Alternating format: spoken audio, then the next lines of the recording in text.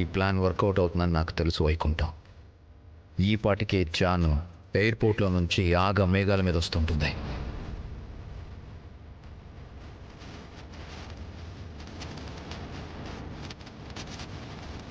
నా జాను కోసం నేను చావడానికి, చంపడానికి, దేనికైనా రెడీ. ఇంతకి తగ్గించాడా? చెప్పాను కదక్క, అతను నన్నేం చెయ్యడని. నా వాళ్ళకి, నా చుట్టూ ఉన్న వాళ్ళకి చాలా డేంజర్ తన వల్ల.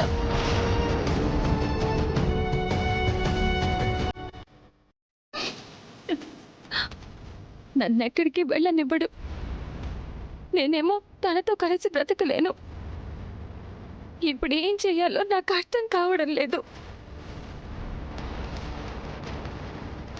డైరెక్ట్గా అతన్ని కలిసి ఫేస్ టు ఫేస్ మాట్లాడదాం జాను. ఎవరి లైఫ్ వారిది. నా చెల్లి జోలికి రాకు అని నేను చెప్తాను. వద్దక్క, వద్దు. అలా చేస్తే రేపు నిన్ను కూడా వదిలిపెట్టాడు. ఇప్పటికే అమ్మ నాన్నల్ని ఏం చేస్తాడోనని క్షణ క్షణం భయంగా ఉందక్క నాకు. మరి ఇప్పుడు ఏం చేద్దామంటావు జాను?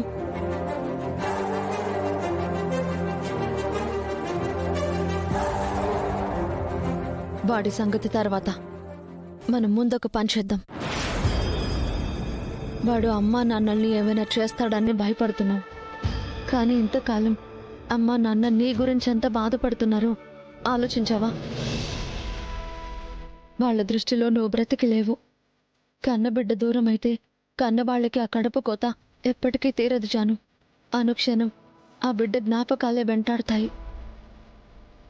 అలాంటప్పుడు వాళ్ళకి నిజం చెప్పకుండా దూరంగానే ఉండి వాళ్ళని ఇంకా అలాగే క్షోభపడేలా చేయడం కరెక్ట్ కాదు కదా.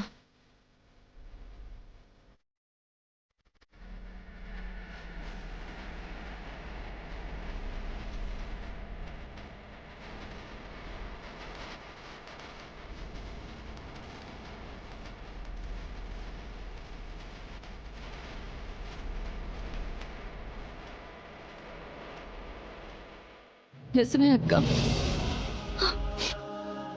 నేను ఎన్నాళ్ళు జై గురించి భయపడ్డానే తప్ప అమ్మ నాన్నల బాధ గురించి పెద్దగా ఆలోచించలేదు. నేను వెళ్ళి వాళ్ళని కలుస్తానక్క.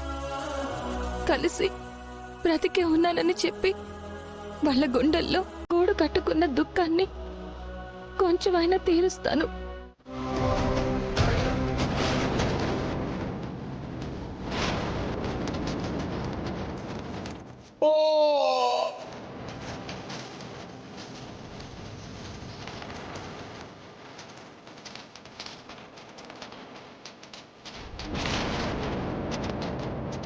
నాకు నా వాళ్ళకి దూరం చేసే జీవితం నాకొద్దు.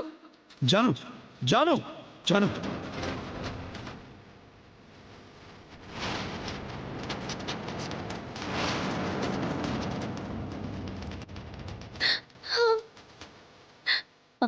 అలా దూకనైతే దూకేశాను, కానీ నేను ఒకటి తలిస్తే దైవం ఇంకొకటి తలిచింది.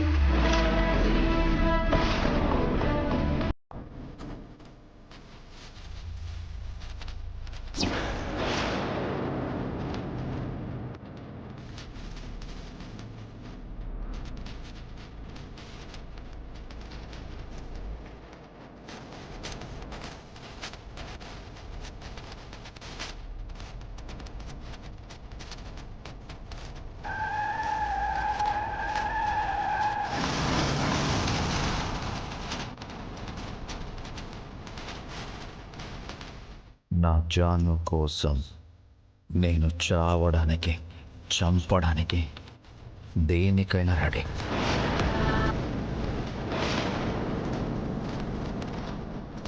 ఆ తర్వాత నా పేరు, వేషం, భాష అన్నీ మార్చుకుని బతకాల్సి వచ్చింది.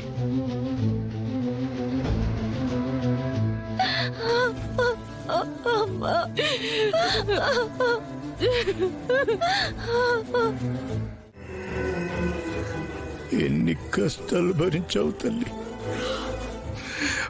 వాడు నిన్ను ప్రేమగా చూసుకుంటున్నాడు అనుకున్నామే కానీ దాని వెనకాల నిన్ను చిత్రహింసలు పెడుతున్నానని మేము తెలుసుకోలేకపోయావమ్మా.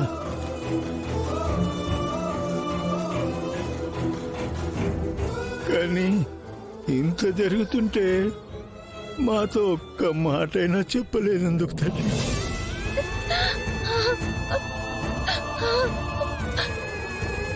నిజం చెప్తే ఏమైపోతుందో అని భయపడి ఆగిపోయాను నాన్న.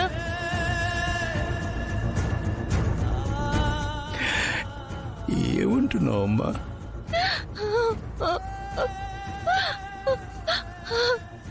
అవును నాన్న, అతని వల్ల నాకే ప్రమాదం ఉండదు, కానీ నా వాళ్ళకి, నాకు దగ్గరైన వాళ్ళని ఏం చేయడానికైనా వెనకాడాడు ఆ దుర్మార్గుడు.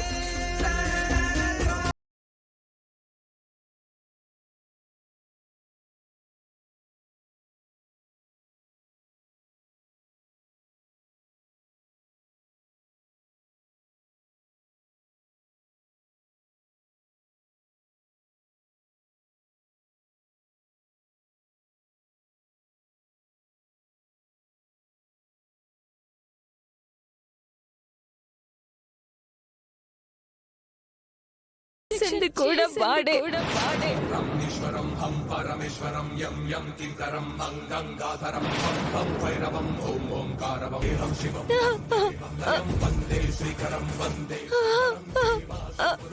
నా వల్ల అందరికీ కష్టాలే.